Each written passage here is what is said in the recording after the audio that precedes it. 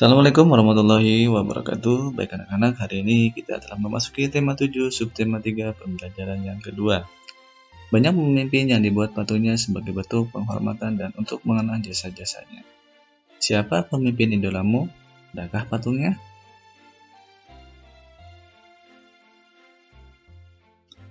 Ayo mengamati.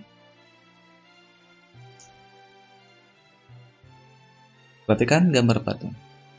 Nah, tugas pertama kamu adalah menjawab 3 pertanyaan sesuai dengan pengamatan patung di atas. Pertanyaan pertama, siapakah tokoh yang diwujudkan dalam bentuk patung itu?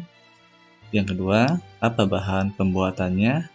Yang ketiga, menurut perkiraanmu bagaimana cara pembuatan patung itu? Itu adalah tugas pertama kamu di pembelajaran hari ini. Kita lanjut. Nah, di sini ada bacaan dengan judul Patung si Gale-Gale yang dapat menari. Pada zaman dahulu, kerajaan di Samosir dipimpin oleh Raja Rahat. Dia memiliki anak sematawayang bernama Manggale. Suatu saat Raja Rahat meminta anaknya untuk berperang melawan musuh di perbatasan. Manggale pun pergi berperang, tetapi dia tidak pernah kembali. Dia meninggal. Jasadnya tidak pernah ditemukan. Raja Rahat pun sedih hingga jatuh sakit. Masyarakat setempat ingin menghibur raja. Mereka membuat sebuah patung yang menyerupai Manggale dan menamainya si Gale-Gale. Gale dalam bahasa Batak Toba artinya lemas.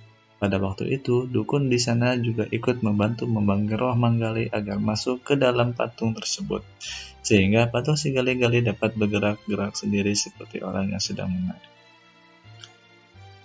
Patung si Gale-Gale sampai saat ini masih dapat kita jumpai ketika berkunjung ke Tomo, Pulau Samosir. Hanya saja dalam pertunjukan tersebut, patung si Gale-Gale sudah tidak dimasuki roh lagi. Patung ini dapat bergerak-gerak karena digerakkan dalam penggerakan mekanis. Nah, tugas kedua kamu adalah silakan kamu mencari informasi tentang satu ciri-ciri patung. Kamu cari ya, ciri-ciri patung itu apa.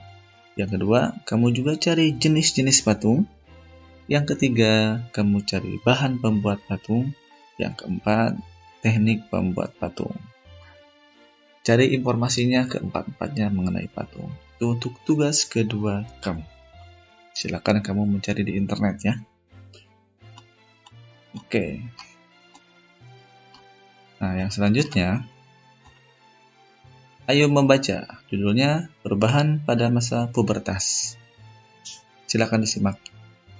Tahapan perkembangan dan pertumbuhan manusia umumnya terbagi menjadi balita, kanak-kanak, remaja, dewasa, dan usia lanjut. Masa remaja merupakan peralihan dari masa anak-anak menuju masa dewasa. Pada awal masa remaja, kita mengalami masa pubertas. Pada masa ini terjadi perubahan bentuk tubuh baik yang terlihat maupun tidak.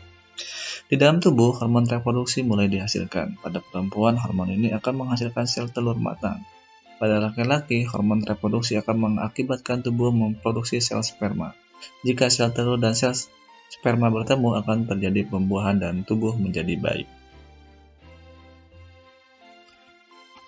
Pada umumnya, pada masa ini, kesehatan reproduksi remaja akan memperlihatkan ciri-ciri pubertas. Pada perempuan, dia akan mengalami menstruasi setiap jangka waktu tertentu, umumnya setiap 28 hari sekali. Pada laki-laki, dia akan mengeluarkan sperma. Ciri-ciri lain ditandai dengan perubahan tubuh yang terlihat. Pada perempuan misalnya, payudara akan tumbuh sebagai persiapan untuk memberikan ASI, air susu ibu, bagi bayinya kelak. Pada laki-laki, otot-otot tubuhnya berkembang lebih besar dan kuat sehingga diharapkan laki-laki lebih kuat secara fisik untuk melindungi keluarganya.